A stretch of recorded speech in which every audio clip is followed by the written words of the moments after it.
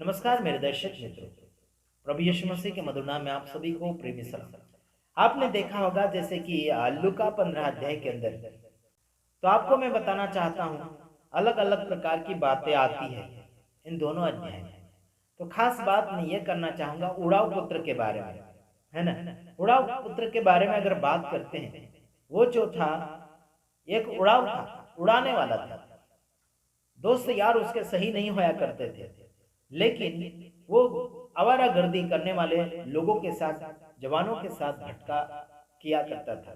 लेकिन उसका जीवन इतना लालची और बर्बादी हो चुका था कि वो अपने बाप से हिस्सा मांगने लगा।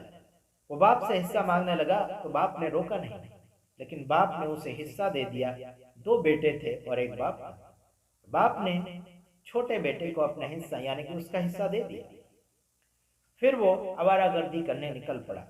अय्याशी उसने की, दुनिया के अलग अलग प्रकार के मौज मस्ती उसने करी। उनके पास जो भी धन दौलत था, माल मिलकत था, सब कुछ मित्रों के साथ उसने उड़ाया, खराब कामों को करते हुए।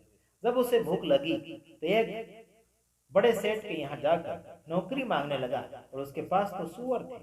उस मालिक के पास उसने कहा मेरे पास तो सुअर है, कोई काम नहीं है ना, कोई बात नहीं। उसी काम को वो करने लगा, सूअरों को चराने लगा।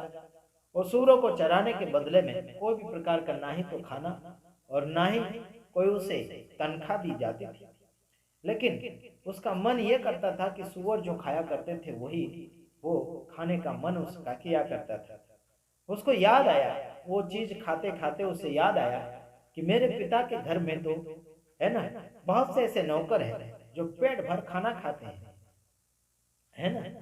तो मैं भी अभी बेटा कहलाने के लायक तो नहीं रहा, लेकिन नौकर के रूप में जाकर वहां पर नौकर के रूप में रहूंगा। जब वो घर का रास्ता पकड़ा, बाप तो उसका इंतजार में था कई वर्षों से। जब वो घर पहुंच रहा था तो पिताजी भी उसका इंतजार कर रहे थे। लेकिन वो पहुंच रहा घर, आस पास पहुंचने लगा। हाँ जी, वो तो क्या बोलना चाहिए, बदबूदार था। वो जो लड़का था वो बदबूदार, मतलब कई कई दिनों से वो नहाया नहीं था। दाढ़ी बड़ी हो गई थी, बाल बड़े हो गए थे, साथ ही साथ उसके कपड़े भी मैले चिथड़े हुए थे, जैसा कि उसे कोई छुए ना ऐसा हो गया था। लेकिन पिता ने उसको अपना बेटा समझकर उसे पहचान लिया और गले लगाया, उसे दौड़कर गले लगाया, चुमा। और नए नए कपड़े, अंगूठी, अलग अलग प्रकार का जो भी उस समय पहनाया करते थे वो चीजें उसे पहनाई। और उस समय अच्छे में का अच्छा बकरा कहो या बछड़ा जो भी है, हाँ जी, उस समय काट कर लोगों को खुशी से खिलाया। और साथ ही साथ संगीत भी बजाया गया, अच्छे खासे संगीत बजाए गए। बड़ा बेटा खेती में काम कर रहा था और वो लौट रहा था, और वहां पर जाकर एक नौकर ने कहा, है ना, ए सॉरी, एक नौकर को उसने पूछा ये क्या हुल्लड़ मच रहा है, ये क्या भमाल, ये क्या हल्ला मच रहा है, ये क्या शोर मच रहा है। उसने कहा आपका भाई जो हो गया था, मर गया था, मतलब वो आ गया, आपका भाई आ गया घर। वो चिड़चिड़ करने लगा, मैं तो उनके साथ हमेशा रहा, लेकिन मुझे कोई भी प्रकार का ना ही तो छोटा कुछ बकरी का बच्चा या फिर कोई जानवर दिया कि अपने दोस्तों के साथ पार्टी करें या फिर उनके साथ खुशियां बांटे। हाँ, बाप तक वो बात पहुंची तो बाप ने उस बेटे को, बड़े बेटे को कहा तेरा भाई जो हो गया था, मर गया था, वो वापस आ गया।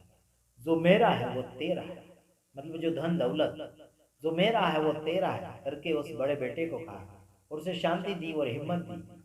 और उन दोनों भाइयों को मिलाया, बड़ी मौज मस्ती के साथ खुशियां मनाई सारे गांव वालों के साथ। वो मिल गए। देखो, परमेश्वर ऐसा है।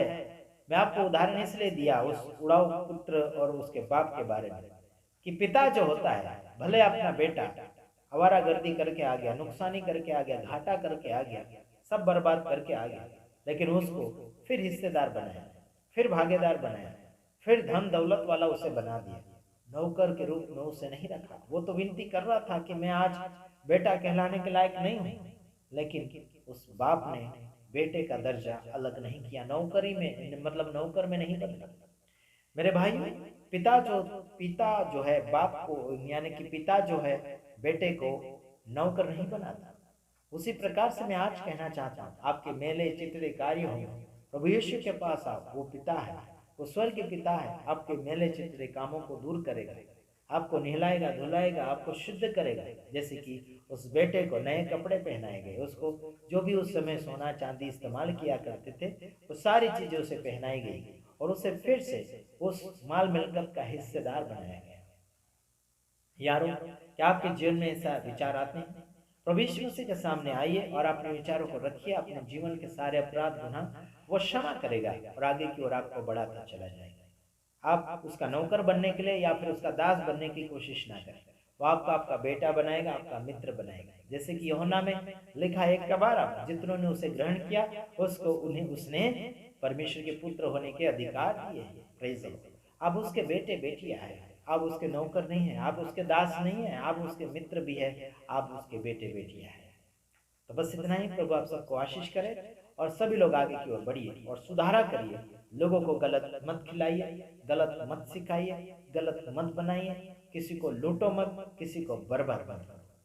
जब वो लड़का बर्बाद हो गया था तो उसके दोस्तों यारों ने उसे साथ नहीं दिया था। जो खाने पीने वाले थे उसके साथ, जब तक उसके साथ माल मिलकत रहा तब तक वो मित्र रहे। सब लूट गया, वो सब उसका बर्बाद हो गया। उसके बाद एक भी मित्र नहीं रहा, सब भाग गए। भाग गए तो बाप की याद आई, तो बाप के पास वो पहुंचा तो बाप ने उसे फिर अच्छा खासा हिस्सेदार बना दिया, फिर मालिक उसे बनाया। तो प्रभु आप सबको आशीष करे। इस कहानी से, इस विचारों से अगर आपको कुछ समझदारी आई होगी तो जरूर सुधरिए, आगे बढ़िए। प्रभु आप सबको सलामती दें। आमीन।